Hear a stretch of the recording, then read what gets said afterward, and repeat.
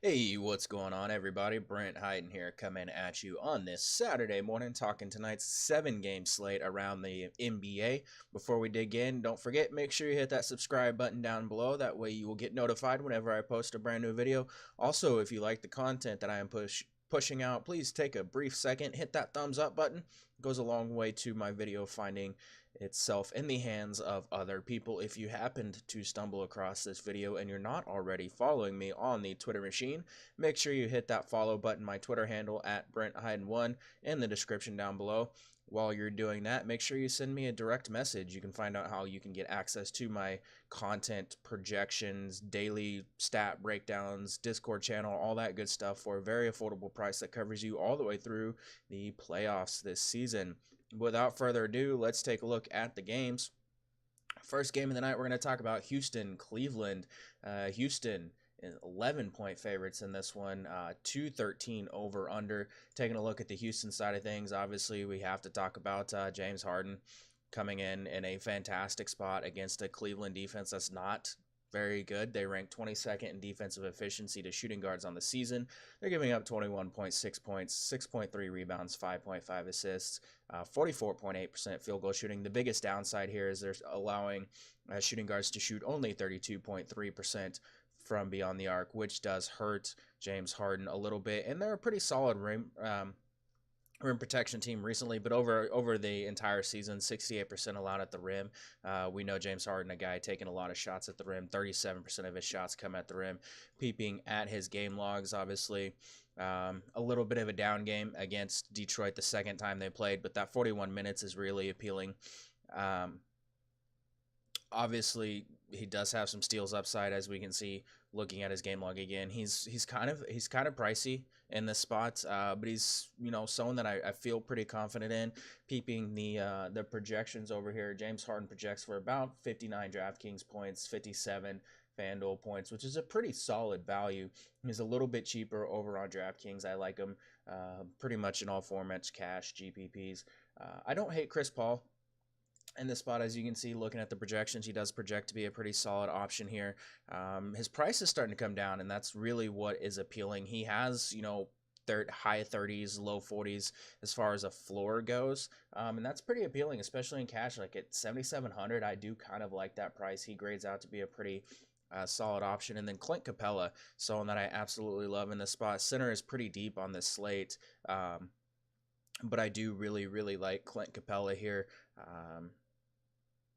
Averaging 26.3 points and 17.3 rebounds, 17.6 rebounds, or over the past couple of games, last 3 games actually.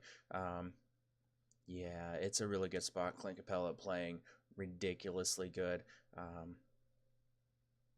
this season, over and especially over the past couple games, and it's a good spot for him. As I mentioned, the Cavaliers do struggle to defend the rim, which is something that's going to really help him in the spots. PJ Tucker, someone to keep an eye on. Obviously not a high upside guy, but at that 4K price tag, projects for right around 20 fantasy points. Does get a little bit of a boost as Cleveland is struggling to defend corner threes, and PJ Tucker, 51% of his shots come from the corner. So PJ Tucker, a pretty solid, really cheap cash option. And then you can sprinkle in James Ennis or Gary Clark or whatever on FanDuel as value if you feel like you need to do that. Looking at the Cleveland side of things, we saw Colin Sexton actually have finally a good game. He finally put up a GPP worthy game last night in a spot where no one really expected him to. Cleveland shocked the world, upsetting the Sixers. They scored 67 points in the second half. That's kind of insane. Really not a very good spot for Colin Sexton. Doesn't project particularly well. No one from Cleveland or from Cleveland really does. It's just really hard to like any of these guys. No one has a ton of upside. Colin Sexton's fine in cash just because he's going to play a decent amount of minutes. Rarely has that tournament upside. Showed it yesterday, but I don't really want to chase that. Jordan Clarkson, the guy that I usually like even more. Played limited minutes yesterday, but I expect him to be in those upper 20s most nights. He's a guy that I do like a little bit in tournaments here. Osman, very appealing now that he's playing down, at the four, starting alongside Nwaba and the other guards. Chetty Osman played, he's playing a ton of minutes, taking a lot of field goal attempts, looks really solid over the last couple of games. Obviously, that corresponds with him playing close to the basket. I like him more whenever he's playing that power forward position. He's really, really cheap across the industry, 4,800, 5,200. I like him in cash. I think he has tournament upside if you're wanting to get some exposure here. And then I will say Tristan Thompson, very, very interesting here. Again, center is really, really deep. I feel pretty confident in Tristan Thompson as a cash option. Again, coming off back-to-back really solid outings. Tristan Thompson, a guy I think could have some success here. Houston struggling to defend the rim. They're allowing opponents to shoot 67.7% at the rim. They're a good rebounding team, but they're still giving up a lot of points in the paint. They do struggle a little bit against the roll man. I think Tristan Thompson's a perfectly fine cash option and someone that's going to be very, very low owned in tournaments. So taking a shot on Tristan Thompson at 5,500 on DraftKings, worth a shot. 5,700 on FanDuel, worth a shot as well. Someone that I think we can definitely look at here in all formats. Larry Nance in tournaments is fine, but he's just not playing a ton of minutes anymore, so that's not really appealing. And then, unfortunately, we have to talk about Rodney Hood at 4,300, playing still a ton of minutes, still taking a lot of shots. He's fine in pretty much all formats. He's 5K on FanDuel. That's a little less appealing, but at 4,300 on DraftKings, that's a pretty darn good price for Rodney Hood, so I'd be okay with him in cash and tournaments. Moving on, New Orleans at Washington. This game is going to be something that we definitely need to keep an eye on. New Orleans favored by 240 over under. Dwight is questionable, Elfrid Payton is out, and Anthony Davis is questionable for this game, dealing with a little bit of a hip injury. So it's going to be very, very important to keep an eye on that. I am a little bit worried that Washington struggles in this game. Obviously, Vegas is not. It's worth noting that the Pelicans are just 2-8 on the road, and they lost to the Knicks last night. So, yeah, they're struggling a little bit. Looking at the New Orleans side of things, doesn't really change a whole lot who I like, regardless of the status of Dwight Howard. The status of Anthony Davis is going to change things a little bit, but oh wow, I just realized I placed a bunch of stuff in the wrong section. Looking at it, obviously Davis is perfectly fine if he plays. Obviously the injury is a little concerning, so I would reserve him pretty much for tournaments only, coming in at 11.4 on DraftKings and 12.6 on FanDuel. That's really tough to stomach, the risk that comes with him in the spots. But it is a fantastic spot here for Anthony Davis. The Wizards just struggle in the paint. They struggle to rebound. Anthony Davis should just get anything and everything he wants, assuming he's able to suit up here. I still love Jrue Holiday regardless of what happens with Davis. Washington's just a terrible backcourt defense. Fantastic cash game play. Just a guy who's going to get you, again, over 40 fantasy points just about every single night. 8,600, 8,700. I love him in the spots. 31% of his shots come in the mid-range. Opponents are shooting 47.7% in the mid-range against the Wizards. And if Anthony Davis is out, Jrue Holiday, 25.6% usage rate, 1.18 fantasy points per minute without Anthony Davis. Again, I mentioned Brow. It's a smash spot for him. You can roll him out in tournaments, but I probably wouldn't take that risk in cash. Mirotic, I love him in all formats. Cash, GPPs, projects extremely well in this spot. Still a little too cheap. He's a guy that's putting up really solid numbers. Coming in, off another 30-plus fantasy point game. His numbers are a little bit down recently. His shooting has been a little bit down, but took 14 shots against the Knicks. That's pretty appealing. 9 3-pointers. That's pretty appealing, especially against a Washington team that is allowing opponents to shoot 38% from 3. I absolutely love Mirotic in all formats. And if Anthony Davis misses, Mirotic 1.27 fantasy points per minute, 26.7% usage rate. So big boost for him. Julius Randle, if Davis plays, Randle would just be a tournament option. He can obviously do a ton of damage in limited minutes, but again, he's going to play right around that 26, 28 minute mark. He can, like I said, he can still do a lot of damage. So in tournaments, I would be getting some Julius Randle if Davis is listed as in. And you also can hedge on that if Davis gets injured mid-game or something like that. Randle would get a little bit extra run. So Julius Randle, fantastic tournament play. If Anthony Davis misses, Julius Randle 1.56 fantasy points per minute, 33.1% usage. Without Anthony Davis on the floor, he would be pretty much a stone cold lock. And you guys know I hate calling players locks, but Randall would be pretty much locked into everything for me. I'm fine with Etuan Moore. Obviously struggled last game. Scored just 3 points on 1 of 7 shooting against the Knicks, but averaged 24 points on 24-41 shooting over the previous 2 games. Again, I mentioned, the Wizards allowing opponents to really torch them in the mid-range and 3-pointers. That's where a lot of Etuan Moore's shots come from. 39% of his shots in the mid-range, 29% from 3.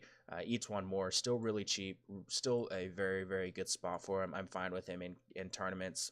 A little too risky for cash, I think. And then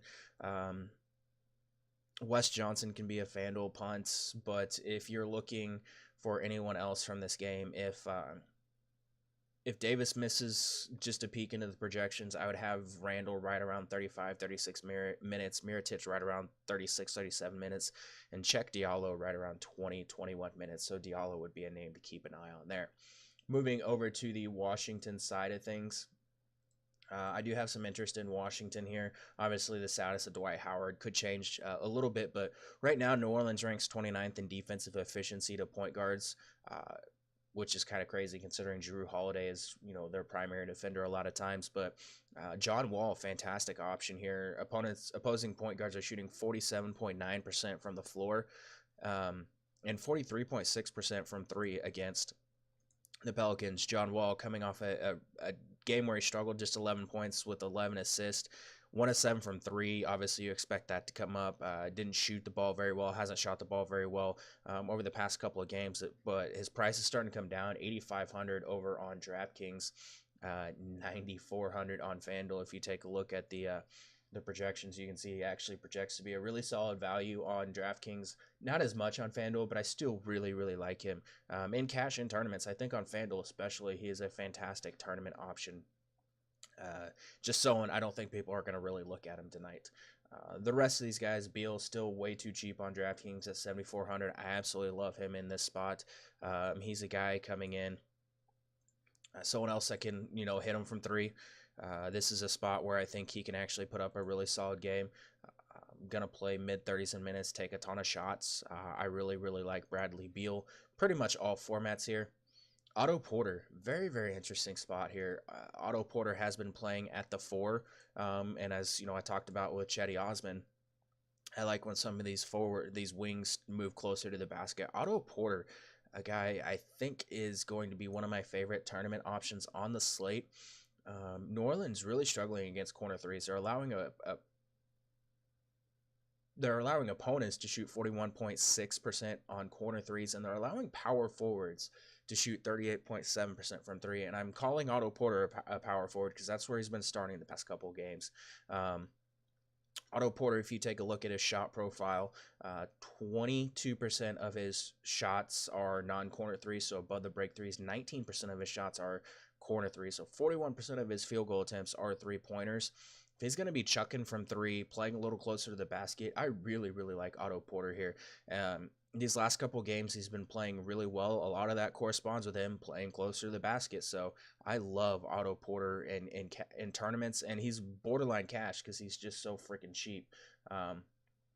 Outside of him, I do like Kelly Oubre in tournaments. Obviously, him being in the starting lineup does kind of hurt him a little bit, but he's still so cheap in a very fast-paced game. I think he can get you 20-plus fantasy points, so Kelly Oubre in tournaments is fine.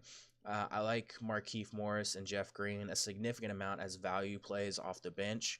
I like them both a little bit more if Dwight Howard were to sit. But Markieff Morris, I think the guy that I like the most here. Again, I mentioned the Pelicans really struggling against corner threes. Markieff Morris, 14% of his shots are corner threes. 27% of his overall, or 40% of all of his shots are from beyond the arc. So this is a spot where he can really succeed. So I like Markieff Morris in cash in tournaments, regardless of Dwight's status. I like Green. I think in cash if Dwight sits. I like Green in tournaments if Dwight plays. Dwight's fine in GPPs if he plays, but I don't actually expect him to. And again, I'm not really chasing the Thomas Bryant stuff, not playing a ton of minutes. If you wanted to get some exposure in tournaments or on Fanduel, that's fine, but I just don't feel like we need to go there tonight. Moving on, we are going to take a look at Chicago at Minnesota. Minnesota 10-point favorites in this one, 217 over under. Pulling those guys up in the projections here real quick. Chicago, Chandler Hutchison is questionable for this game. That's really the only injury news of relevance that hasn't been the same for the past few days.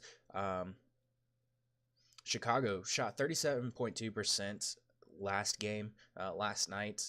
That's the 5th time in the last 8 games they've shot under 40%. That's a little concerning whenever you're looking at taking some of these guys, but there's still some guys I'm definitely interested in here. Starting with Zach LaVine, obviously, he's a guy I feel pretty confident has a 40-plus fantasy point floor. I'm ignoring a couple of these games where he didn't play very well, but taking a ton of shots, still monster usage rates, getting some assists and things like that. That's a little bit interesting. It's also a revenge game, so there is that. He's fine in cash in tournaments. 37.2% of his possessions are as the ball handler in the pick and roll. Minnesota allowing 0.97 points per possession in the pick and roll. I like Zach LaVine in cash, and I like Zach LaVine in tournaments. Justin Holiday, someone that I think we need to take notice that he's been playing really, really well recently. 3 of his last 4, he has double-digit field goal attempts. Still shooting a lot of threes. 13 rebounds against Miami. That's definitely interesting. Put up a monster game. Minnesota's allowing 42% shooting on corner threes. 25% of his field goal attempts are corner threes. Justin Holiday is someone I think we could look at in cash and also in tournaments. The minutes floor makes him really safe for cash, and we know he has tournament upside, so I'm fine with Justin Holiday in all formats. Parker, fine in cash or tournaments, but it's Jabari Parker. You kind of know what you're getting with him. Has upside, also has like a pretty low floor. So, yeah, I'm not terribly interested in him, but you can sprinkle him in if you so choose. Wendell Carter Jr. Oh man, this kid. I love the talent. I love Wendell Carter Jr. in tournaments here, but it's just really tough to trust him. As you can see, a little bit of foul trouble recently.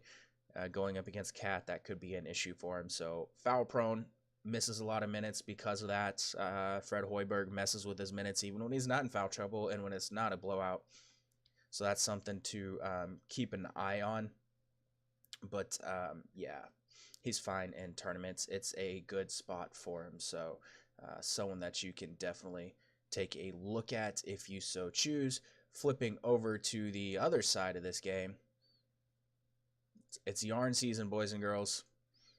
Karl Anthony Towns. Absolutely love him in this spot. The Bulls rank 26th in defensive efficiency. 2 centers on the season. They're giving up 50 rebounds per game. Opposing centers are shooting 48% from 3 against them. Towns obviously attempting about 4 3-point attempts per game. Obviously, foul trouble over the past couple games, a little concerning. But I'm going back to the well with Towns. We know he has monster usage, monster production without Jimmy Butler there. So I love Karl Anthony Towns in cash in tournaments. 9,100 on Draftkings is a little too cheap for the upside he has in this spot. He is 10-5 on Fanduel. That's a little less appealing, but I still really, really like him. We do have to talk about Derrick Rose revenge. Coming in 6,500, coming in, 3 of his last 4 games, over 30 fantasy points. He's still getting upper 20s, low 30s in minutes, facing a horrible, horrible defense. I love him in cash. I love him in tournaments. Teague is cash viable, doesn't have a lot of upside here. Robert Covington, someone that we definitely should talk about just because he's playing a ton of minutes still. Obviously, we know Covington, a guy, sometimes has a really low floor, but the minutes give him just such a monster like upside. And at 5,700, I absolutely love taking someone that's going to play 37, 38 minutes against Chicago Bulls. He's going to draw he's going to defend Zach LaVine a decent amount, I think. And anytime you're defending a very high usage player, that raises your floor a little bit because you can get some of those blocks and steals. Chicago does struggle to defend the three-point line. Robert Covington, a guy taking a ton of three-pointers. I love Robert Covington in cash and tournaments tonight. I don't feel like going with Taj Gibson or chasing that game, so we are not going to do that. Moving on, Denver at OKC. OKC 5-point favorites in this one. 217 and a half over under. Gary Harris is questionable for this game, and that changes some things for how we can attack the Denver side of this game. It's worth noting it is a back-to-back for Denver, but a lot of these guys played limited minutes because, well, they destroyed Orlando last night. Nikola Jokic, 23 minutes, 40 fantasy points at 23 minutes. I will say, if Gary Harris is out, Nikola Jokic, dating back to last season, 31.5% usage rate, averaged 1.64 fantasy points per minute when both Barton and Harris were off the floor. Going to play a ton of minutes, assuming the game stays close and he stays out of foul trouble. But Nikola Jokic, someone I really like in cash and tournaments right now as it stands. I still like Karl Anthony Towns a little bit more. There's a couple guys that we're going to talk about. I do like Julius Randle a little bit more if Anthony Davis sits, especially on Fanduel at center. But if Harris is out, it's going to be really hard to fade Nikola Jokic at 8,800 in this spot, even though it's a very, very, very tough matchup, as Oklahoma City is one of the best defenses in the NBA. And obviously, Steven Adams really, really, really strong and good at basketball defense. Outside of Jokic, the biggest flaw in Oklahoma City's defense, they are allowing 46.2% shooting in the paint. Taking a look at the guys that are shooting a decent number of shots in the paint, Monte Morris, 29% of his shots come in the paint, 20% of Jokic's shots come in the paint, 30% of Millsap's come in the paint, 23% of Jamal Murray's shots come in the paint. I've mentioned Monte Morris like every single night. I'm going to continue to play him as long as he's playing in these mid to upper 20s in minutes with the possibility of getting more. Monte Morris, a guy running a lot of pick and roll. Again, I mentioned he's shooting in the paint a decent amount. I like Monte Morris in cash. I like him a little bit in GPPs. If Gary Harris misses this game, I would project Morris for about 32, 33 minutes, which would make him a wonderful, wonderful value play. If you take a look over here at the projections, Monte Morris right now as it stands with about 24, 26 minute projection, still projects about 20 fantasy points, which is still a pretty solid floor here. So 4,200 on Draftkings. I really like him in cash and tournaments. Looking at the rest of this team, obviously Jokic, I mentioned, about 40 fantasy point floor. I'm comfortable with that in cash now as it stands. Gary Harris, if he plays, which, man, it's tough. Malone said he expects him to play, but he also said that he's going to have to protect Gary Harris from himself when it comes to him talking about the injury, because I guess Gary Harris would want to play through it even if he's not 100% healthy. Right now, I would say Gary Harris just tournaments only on DraftKings because of that injury. I don't have a ton of interest in Jamal Murray outside of tournaments just because he's so reliant on his scoring. But he is someone that would see a little bit of a boost with Gary Harris off the floor. Paul Millsap in cash and Paul Millsap in tournaments is fine. He is a guy we talk about it all the time. Doesn't play a ton of minutes. Gonna play right around that 28-minute mark. But he still has really, really solid scoring ability because, again, OKC struggles in the paint, and rebounding ability and some defensive stats as well. So I like Paul George in cash and tournaments. Outside of that, I don't really want to chase the Wancho stuff. Malik Beasley would see some minutes if Harris is out. You can use Wancho, I guess, in tournaments. You could use Malik Beasley on Fanduel. If Gary Harris was out, Malik Beasley would be someone that I'd project for 28 to 30 minutes in the spot. Paul George, looking at the OKC side of this, Paul George, another 40-plus fantasy point outing last night. His price is coming down. He's 8,300 on Draftkings. Pulling up OKC in the projections, he is in 8,900 on FanDuel. Not as appealing there, but at 8,300 on Draftkings, I love him in cash. I think it's obviously a tough matchup, but the guy is kind of like Drew Holiday. I feel pretty confident that he's going to get me 40-plus fantasy points because he's still heavily involved in the offense. Get you some steals, get you some blocks, get you, some rebounds. Solid cash game option here, but obviously a little bit of tournament appeal on DraftKings at 8,300. You can Russ if you want to Russ. 10-7 still a little too cheap for him. Guy has 50-plus fantasy point floor, 60-plus upside. He's fine in all formats. These teams haven't faced off this season, but it's still a pretty solid spot for him here. And obviously, Steven Adams, someone that I always have interest in, down to 6,600. Way too cheap, I think, in cash for Steven Adams. Guy can get you 30-plus fantasy points most nights. I do like him in GPPs as well. It's obviously not a great matchup, but Steven Adams is going to play a ton of minutes because Jokic is on the other side of this game, and they need Adams to lock him down. So I love Steven Adams in cash. I love him in GPPs. Probably GPP only on FanDuel because he's 7,600, but 6,600 on DraftKings. Very fair price there. Jeremy Grant in cash, perfectly fine. Still not a guy I feel really comfortable in his upside, but still playing a lot of minutes. As we can see, 35, 34, 26 against the Kings, but 32 against Phoenix. Going to get you 23, 24 fantasy points most nights with potential for more. Moving on, Boston at Dallas. Some injury news to talk about in this one.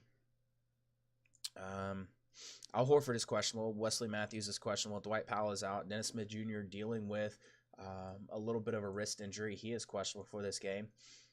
Looking at it, the status of Horford is really going to play a pretty big role in what we're going to be able to do with the Boston side of this. If Al Horford plays, he's fine in tournaments. He's just really cheap, 5,800 on DraftKings, 65 on FanDuel. He's fine in tournaments. Obviously, that knee injury a little bit concerning. But looking at the rest of this team, I really like Kyrie Irving. Burned everyone last night because, he only played 19 or 20 minutes, but he put up 25 fantasy points in 20 minutes. Didn't shoot very well. Hasn't shot very well the past couple of games. But still, over the last 6 games, 47 fantasy point average, 23.7 points per game, 51% shooting from the floor. Dallas, a somewhat tough point guard defense, but this is a spot where I still really love Kyrie Irving. Dallas allows 63.7% shooting at the rim, 44.3% shooting in the mid-range, and 38.9% shooting on above the break threes. Kyrie, 29% of his shots at the rim. 34% of his shots are above the break threes. Kyrie Irving in all formats, especially 8,700 on DraftKings, way too cheap. I love him here, regardless of what happens with Al Horford. Jaylen Brown, still a guy that I'm going to continue to plug and play in tournaments, night in, night out. 20 fantasy points in 21 minutes last night. Last night was the game. He was going to have a huge game, I think, if they could have played more minutes, but they couldn't. I think this would have been a spot where he would have gone bananas, and anybody that listened yesterday would have been really happy because they would have had him, and he would have gone off, but only played 21 minutes. They're still allowing 1.31 points per possession in transition, which is a pretty big boost for Jaylen Brown. Morris, obviously a good option if Horford plays. He is a good option if Horford sits. took 10 shots, didn't hit very many of them. Got some rebounds, got some assists. I still really like him in all formats, especially on Fanduel where he comes in at 5,100.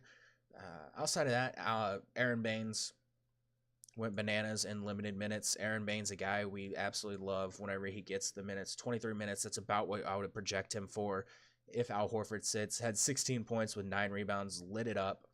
I love Aaron Baines in cash in tournaments if Al Horford is out. Daniel Tice can be used in GPPs. Fouled out last night in very limited minutes, but was productive in the minutes he played. 16 minutes, 6 fouls, but 16 fantasy points. I still like him. I think he's someone that we can look at in tournaments. And then Jason Tatum, still a little too cheap for the upside he has.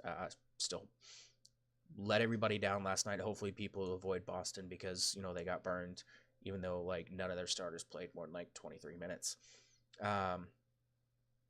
Interesting to note, Jason Tatum, 0 turnovers in 82 minutes over his last 3 games. That's pretty impressive.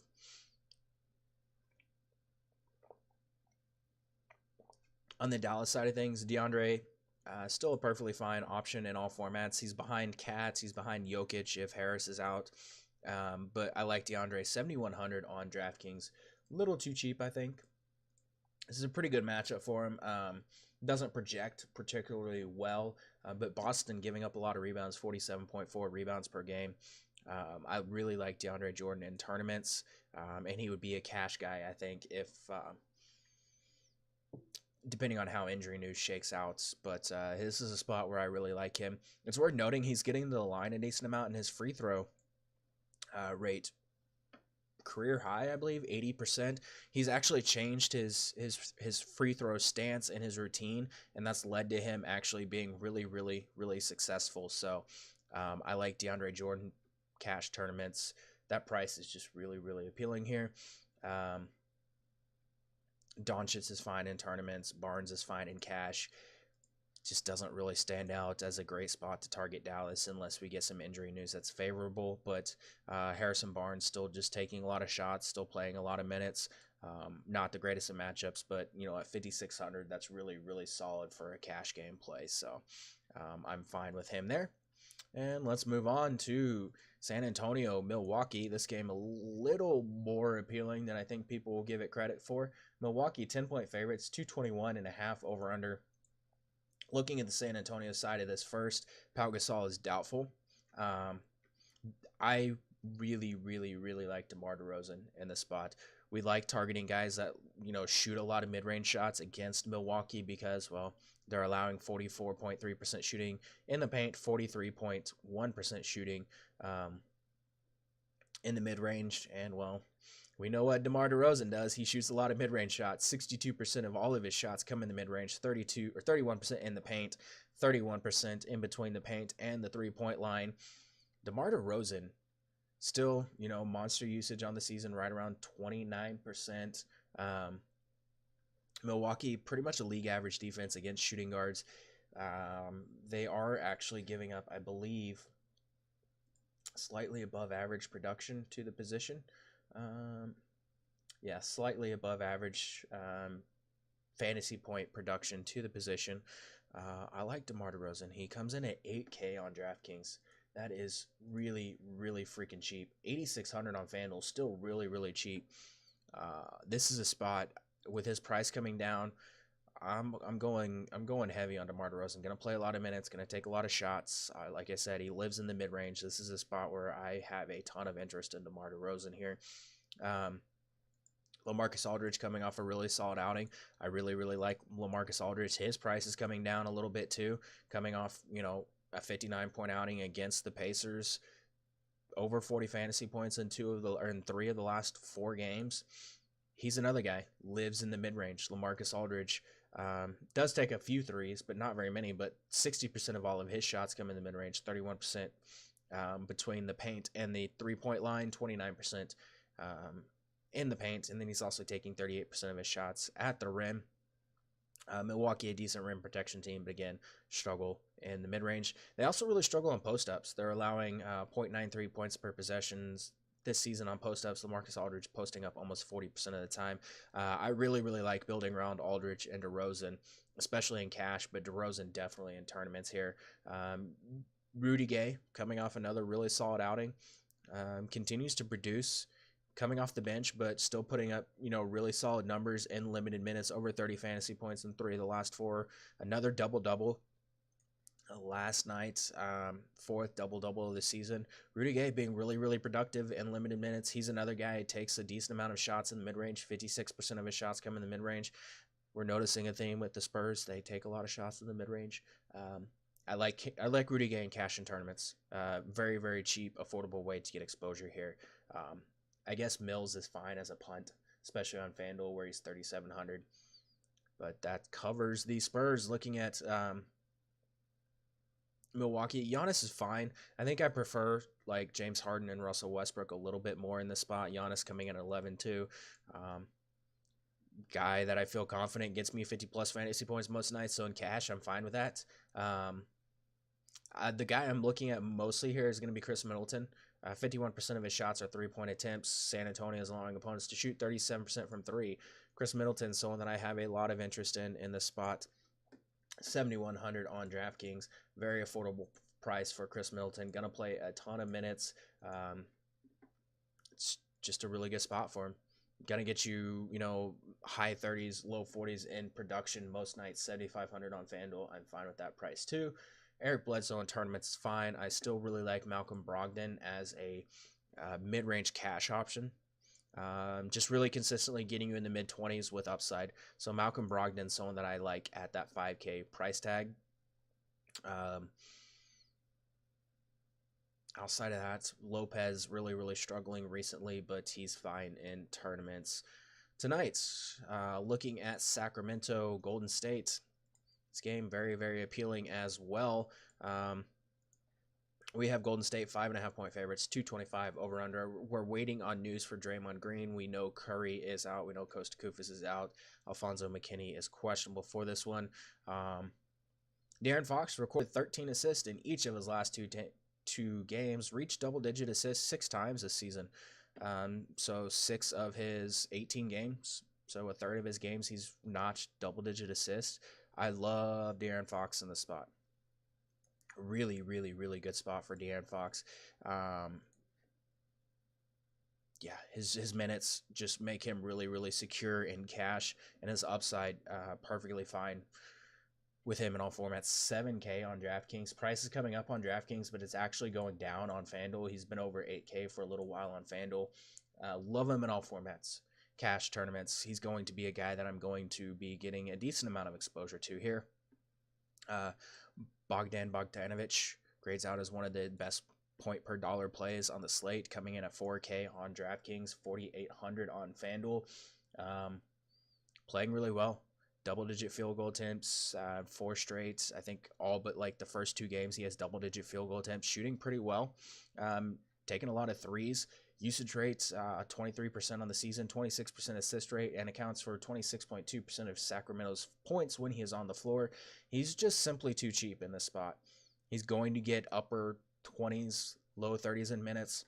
Just way too cheap in this spot here. He's going to be super popular, and I'm 100% okay with just building around him, eating the chalk on both sides.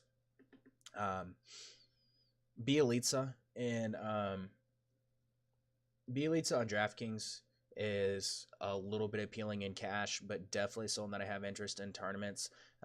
More so, like in tournaments, I think Bielitsa is fine on DraftKings and FanDuel, regardless of what happens with Draymond Green's status. If Green is out, Bielitsa is cash viable on both sides. Minutes have taken a little bit of a hit recently, but he's still averaging over a fantasy point per minute on the season. Still can get you, upside here. A lot of his shots are coming at the rim. Golden State allowing 67.2% shooting at the rim. Obviously, that'll go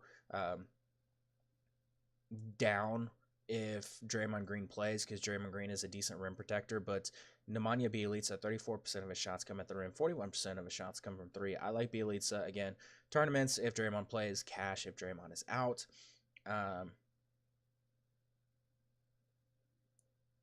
Looking at it, Buddy Hield, perfectly fine in tournaments. Not someone I have a ton of interest in on FanDuel because of his price, but over on DraftKings, he's down to 5,500. Still going to play 30 plus minutes. Still going to take a ton of shots. He's fine in all formats on DraftKings cash tournaments. I think he's more of a tournament option on FanDuel just because he is still he's still like 6K over on FanDuel. Marvin Bagley, perfectly fine in tournaments as well. Getting a little bit of minutes at the 5, which makes him appealing. And then Willie Cauley-Stein, going to be really, really overlooked. 5,800, very good spot for Willie Cauley-Stein. Again, Golden State struggles to defend the rim, especially when Draymond Green is out. Willie Cauley-Stein taking a lot of shots at the rim this season. 66% of his shots come at the rim. So I have some interest in Willie Cauley-Stein. I like him in cash. I like him in tournaments, unfortunately. I've already mentioned like 400 centers that I really, really like. Looking at the other side of this game, obviously, we have to talk about Kevin Durant. Kevin Durant had a monster game. I told you it was going to be happening soon, especially considering Portland really struggled to defend the three-point line. Durant shot 40% from 3 last game. Had some blocks, steals, took a ton of shots, played a lot of minutes. Usage rates with Curry off the floor, but Draymond Green on, 39.9% usage rate, 1.46 fantasy points per minute. If you take Green out of the equation, usage rate stays about the same, 1.51 fantasy points per minute. Kevin Durant at 10-6. It's not the greatest of spots for him. This is going to be a pretty fast-paced game, though. So I really like Kevin Durant in cash in tournaments. He's the star that I'm going to be building around if I build around a star. I still love Klay Thompson in all formats. Averaging, depending on who you take off with Curry or Draymond, averaging between 1.05 and 1.09 fantasy points per minute. Went bananas last night against Portland. Is another spot. Over 20 field goal attempts in 4 straight games. He's just taking a ton of shots. Usage rate is there for him. Over 35%.